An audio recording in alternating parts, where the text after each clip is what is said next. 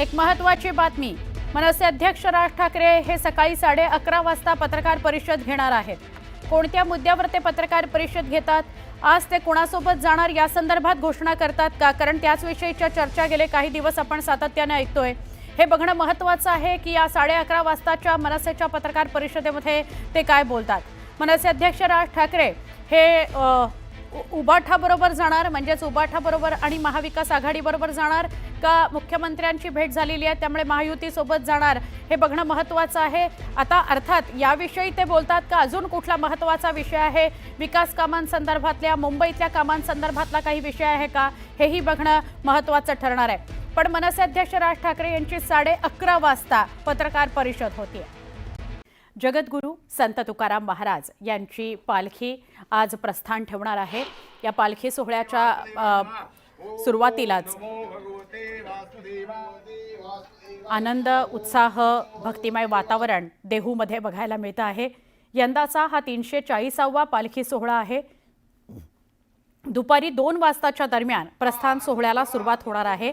पहाटे 4:30 वाजल्यापासून मंदिरात विविध कार्यक्रमांची सुरुवात झालेली आहे।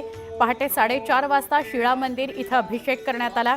त्यानंतर स्वयंभू विठ्ठल रुक्मिणी मंदिरामध्ये अभिषेक आणि काकड आरती करण्यात आली।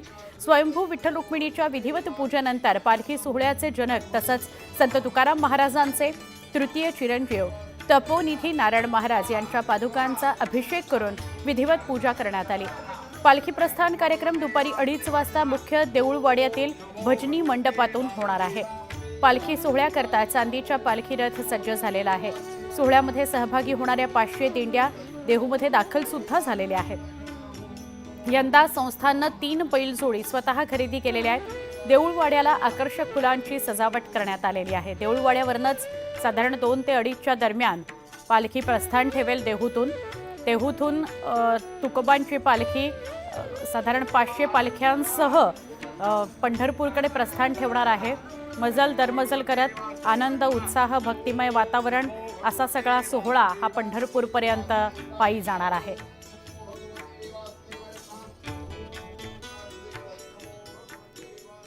जगद्गुरू संत तुकाराम महाराजांचा पालखी प्रस्थान सोहळा दुपारी होतोय। त्याकरता राज्यभरातून लाखो भक्त देहूमध्ये दाखल व्हायला सुरुवात झालेली आहे। मुख्य मंदिरातील शिळा मंदिरात भाविकांनी दर्शनाकरता मोठीच गर्दी केलेली आहे। शिळा मंदिराला रंगरंगोटी फुलांची आकर्षक सजावट करण्यात आली आहे। याच मंदिरातून अधिक माहिती दिली आहे आमचे प्रतिनिधी गणेश दुडम यांनी। जगद्गुरू संत तुकाराम महाराजांचा पालखी प्रस्थान सोहळा आज दुपारी 2:30च्या सुमारास होणार आहे। त्यासाठी राज्यभरातून लाखो भाविक भक्त हे देहूमध्ये दाखल झालेले।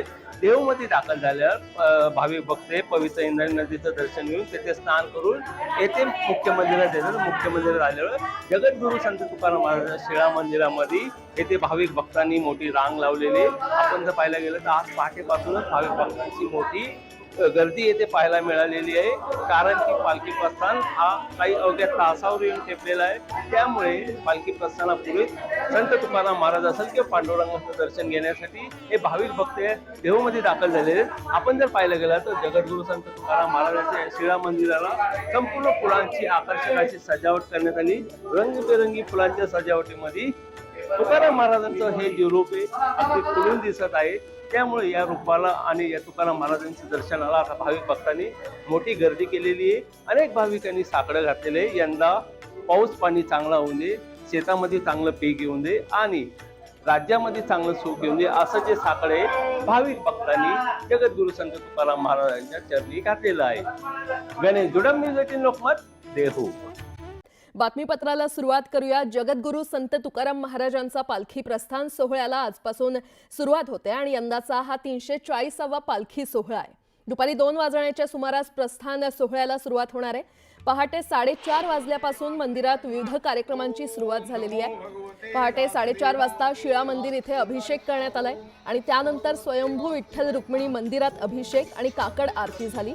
स्वयंभू विठ्ठल रुक्मिणीच्या विधिवत पूजेनंतर पालखी सोहळ्याचे जनक तसंच संत तुकाराम महाराजांचे तृतीय चिरंजीव तपोनिधी नारायण महाराज यांच्या पादुकांचा अभिषेक करून विधिवत पूजा करण्यात आली आहे। पालखी प्रस्थान कार्यक्रम दुपारी 2:30 वाजता मुख्य देऊळवाड्यातील भजनी मंडपातून सुरू होईल। तर पालखी सोहळ्यासाठी चांदीच्या पालखी रथ सज्ज आहे आणि सोहळ्यात सहभागी होणाऱ्या 500 दिंड्या देहूमध्ये दाखल झाल्या आहेत। यंदा संस्थाननं 3 बैलजोडी स्वतः खरेदी केलेल्या आहेत। देऊळवाड्याला आकर्षक फुलांची सजावट देखील करण्यात आलेली आहे।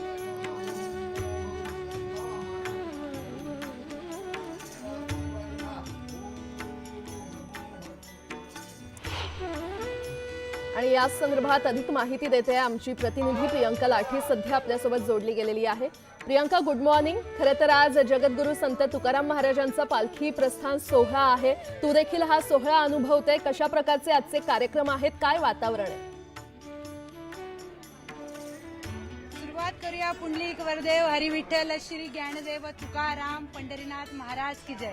प्राजक्ता, देहूमध्ये आपण आता उपस्थित आहोत आणि अतिशय नयनरम्य वातावरण इथे आहे। इंद्रायणी नदी माझ्या पाठी आहे आणि मंदिर सुद्धा तुम्ही पाहू शकता। मंदिराचं महाद्वार इथे आहे। अनेक भक्त, अनेक वारकरी इथे जमलेले आहेत। इंद्रायणीमध्ये येऊन ते पवित्र स्नान करतायत, तिथून मग मंदिराच्या दर्शनासाठी गाभाऱ्यात जातात आणि लगबग जी सकाळची सुरू आहे इथे पवित्र स्नानासाठी असेल, मंदिराच्या दर्शनासाठी असेल, हळूहळू वारकरी देखील देहू नगरीमध्ये दाखल होत आहेत। आज जगद्गुरू संत श्रेष्ठ तुकाराम महाराजांचा पालखी सोहळा इथून निघेल, इथून प्रस्थान करेल आणि त्यासाठी ही सगळी लगबग वारकऱ्यांची सुरू झालेली आपण पाहू शकतो। वेगवेगळ्या गावचे वारकरी इथे आलेले आहेत। सगळे इंद्रायणीच्या काठी आधी स्नान करतात आणि मग त्यानंतर ते मंदिराच्या आतमध्ये जाऊन गाभाऱ्यात संत तुकाराम महाराजांच्या पादुकांचं इथे दर्शन घेत आहेत। देहूमध्ये आज खरं तर जगद्गुरू संत तुकाराम महाराज यांची पालखी इथून पंढरपूरकडे प्रस्थान करेल आणि 19 दिवसांचा हा प्रवास करून पंढरीत दाखल होईल। आज तुम्ही वारकऱ्यांची लगबग बघू शकता। रामकृष्ण हरी माऊली, कुठून आलेला आहात आपण? तेर गावावरून आपण आलेला आहात। काय कसं वाटतं आज देहूमध्ये? आनंद आहे एकदम। एकदम आनंद आहे। काय सांगाल मावशी, तुम्ही काय सांगाल? कितवी वारी आहे तुमची? आमची 12वी वारी चालू आहे। 12वी। काय कसं वाटतंय आता इकडे येऊन? चांगले वाटते। आजी, तुमची कितवी वारी आहे? 16वी वारी आहे। यावर्षी काय वेगळं वाटतं? चांगलं वाटतंय की चांगलं वाटतंय। होय, चांगलं तर तुम्ही वारकऱ्यांचा उत्साह बघू शकता। सगळे अगदी इकडे उत्साहाने आलेले आहेत, पादुकांचं दर्शन घेतात, इंद्रायणीचंही दर्शन घेतात आणि वारकरी संप्रदायाला या क्षणाची वास लागून असते। जून महिना आला की 2 गोष्टी सगळ्यात महत्वाच्या प्राजक्ता, एक म्हणजे शेतकऱ्यांची पेरणी आणि दुसरं म्हणजे वारकऱ्यांची वारीसाठी लगबग। आणखी काही वारकरी आहेत माझ्यासोबत। बाबा, कुठून आलात? हा, इंदापुरावरून आलो, इंदापुरावरून। हा हा, काय आज इंदापूर। वाटतंय? आज लय भारी वाटतंय। आम्ही देव दर्शन कालच्या दरम्यान आम्ही आलो गाडी करून। हा. एखादा अभंग होऊन जाऊ द्या। म्हणा एक तू म्हणा।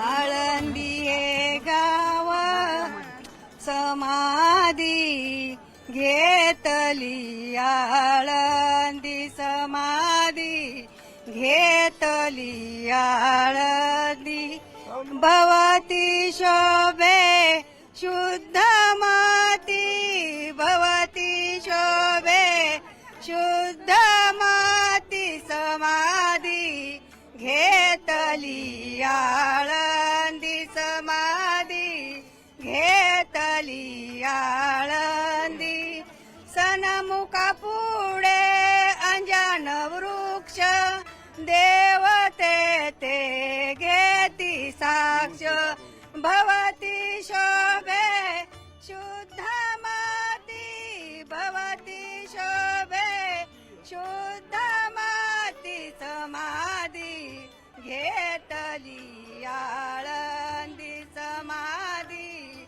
घेतली, आळंदी। खूप छान म्हटलात मावशी। बाबा, तुम्ही पण आता